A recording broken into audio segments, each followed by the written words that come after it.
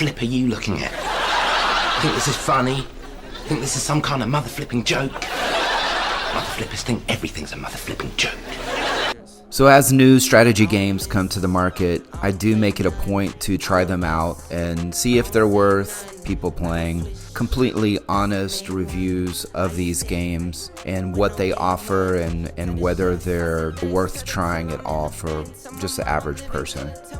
And that's what this review is, and I do plan on doing at least one of these every month. So I hope you enjoy. Let's go ahead and get started. So I started playing this game a little bit over 2 weeks ago, and after my initial impressions that I covered in my last video, it's time for a little bit more of a detailed review. I'll go over the pros and cons of this game, and stick around towards the end of the video for my overall rating and whether or not I think you should play this game. Hey guys, this is Heretic, and before we get started, if you're a fan of mobile gaming and want to see more videos like this, click that like button and write a comment. Let me know the game that you're most excited to play in this back half of 2025, or a game that you're already playing, and maybe I'll cover it in the future. Alright, so let's go ahead and get started. I'm going to start with the pros of this game. As you can see, it is a very visually appealing game. If I go over here, you can see the heroes. I mean, just everything is really well done when it comes to the aesthetics of the game. Going through this castle base area, it's just really visually appealing. I really do like that. Throughout your castle and even on the world map, and I'll go to the world map now, and even the cutscenes here in between, everything just looks amazing. Just really, really, really beautiful. Top notch. It kind of looks like it comes out of a Disney movie, to be honest. It's very well done. The hero system, as I was kind of showing there for a second, is also really well done. You level up your heroes, and there's a lot of them. And you can get a lot of them from in-game events, so it's not all, spend to get to unlock. And every hero has its own strengths. Some of them are built more for PvE, and others are built more for PvP. And they have a whole talent system in them, and a whole skill tree, and can level them up, star them up. You have all these special skills. There's a ton to it. Also, something that I really like is the peasant system that's here, the workers that are actually in this village. And one embarrassing thing is, I kind of log in sometimes just to make sure they're happy. I'll hold a feast, I'll do new things here just to get more peasants and just to keep them busy. You can click over here on this mushroom and someone will go out and gather those mushrooms, or I'll click over here on this tree and they'll go get that tree. There's a lot of really comical things too within the game. There's a restroom here, and they'll be happy if you upgrade the restroom, that sort of thing. There will be little workers that'll get drunk and fall down on the ground, and you'll have to send some of your peasants over to pick them up and take them back to their home. There's lots of little things like that. It's really, really cool. It's really funny. It reminds me a little bit of The Sims or something like that. Alright, so let's go over some of the cons in this game, and I have a few. While the graphics are really nice, the overall size of your base is huge. Follow me here. I'm going to go through, and I get lost sometimes. I just want to, let's say, get some mercenaries. Or I just need to know the next thing to do here. And I will get lost. I've spent 15 minutes, and here's the mercenaries. I just happened upon it now. But I will get lost in this base. It is huge. There's a ton going on, a ton of buildings. And then you can unlock new areas, and you have to keep them occupied. There is just so much going on that the first week of the game, that's all I did. I was just here in this base trying to keep everything going. There's just so much.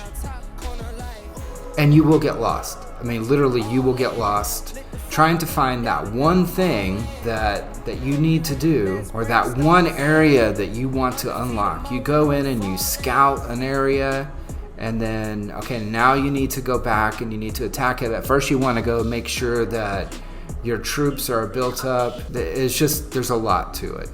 Like this, I can't get to it because I have to go beat this 50 and there's no way I can do that. So that area is I'm kind of locked out on it.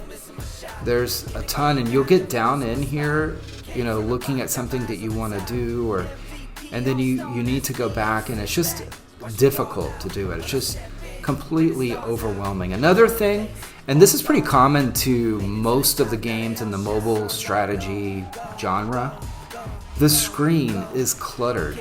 There's way too much going on, and you see all the little notifications. And this makes me sick, to be honest. There's just way too much going on. I don't even know where to start. Things to click, and I don't even know, like, what do I do here? Do I do this? Why is it red? Yeah, I don't even know what's going on. Yeah, okay. There's so many things to look at and to do. That's free. Oh, I better click it. Yeah, there's just all over the screen, and you miss the main reasons of playing these types of games, which is to compete against other players and other tribes in this game, or alliances, guilds, that sort of thing. That's typically what you want to do in these games. These are not PvE games. These are not solo games. These are games with a big social element. If I go in here, you can see a ton of social stuff going on. And that's where the real strength of these types of games are, is you build a community.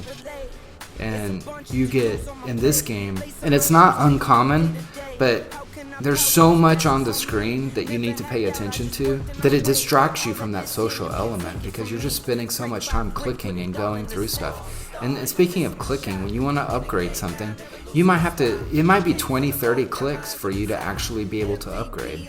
Because it's going to send you, before you upgrade this, you've got to upgrade this other thing, and then you have to go over here and you have to do this. You have to go here, then you have to go to upgrade this. Now you have to go over and do something else, and you'll just bounce around in between these 20, 30 times before you can actually upgrade all of the way. And along the way, you'll run out of resources, and you've got to figure out how to get resources, which a lot of it's not done within your base.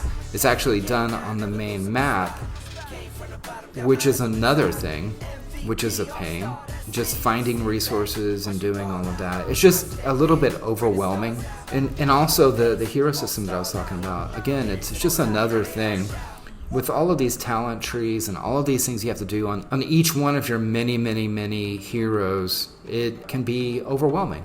Just too much going on, especially on a brand new game. So this game just came out. So why are they overwhelming us at the very beginning? And so I think a lot of developers think that people want to get into these games and they get bored because there's not enough stuff to do. Sometimes they get bored because there's just too much stuff to do. There's too much boring stuff to do. No one wants to send peasants over to have them collect wood and spend a lot of time figuring out how to manage all of their workers and all of that. It's just, that's not the fun part of the game.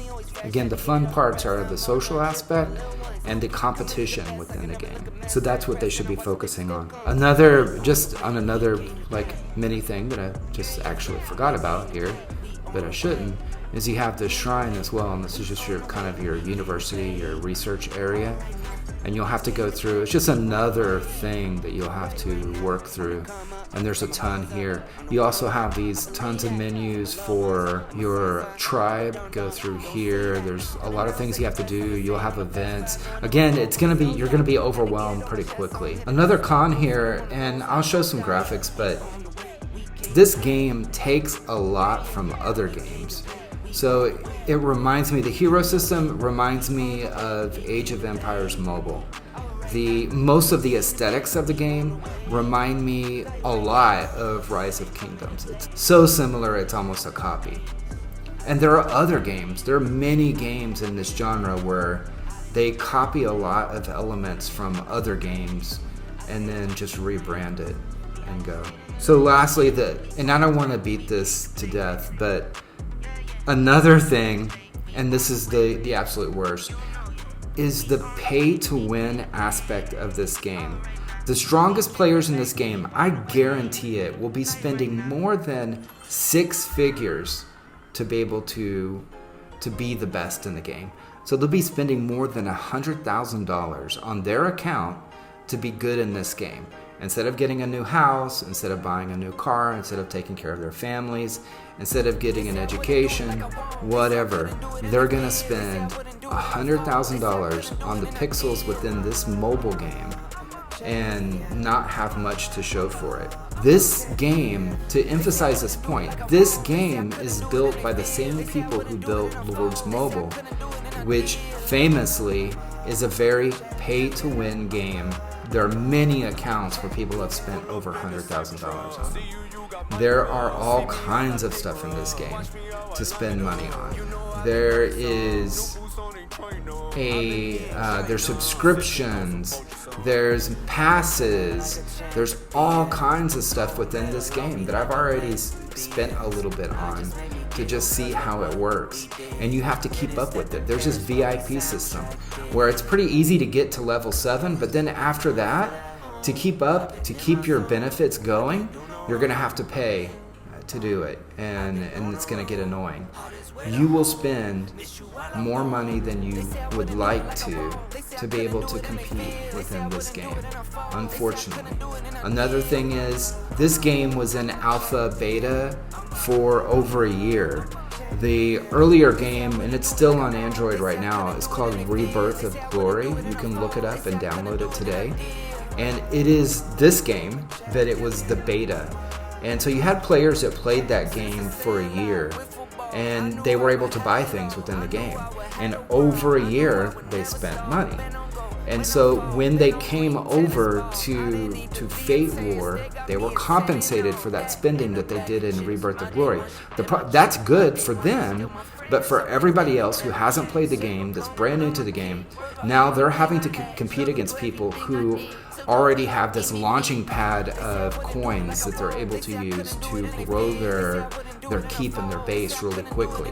They already came here with friends, and so for new players, it's going to be very difficult for you. What I would say is, if you are going to play this game, make sure you get in a good tribe that's very active with a lot of people in it who already know what they're doing, who can teach you along the way so that you can be good in it. And oh my God, and please, do not spend in the game, at least for the first few months, until you get to the point where you can make a good decision about what you do with your money. So what do I think about Fate War? Although it's graphically very appealing, annoying little things in the game that distract you from the core elements and the over-the-top focus on pay to win makes me give this one a thumbs down. And with that, take care.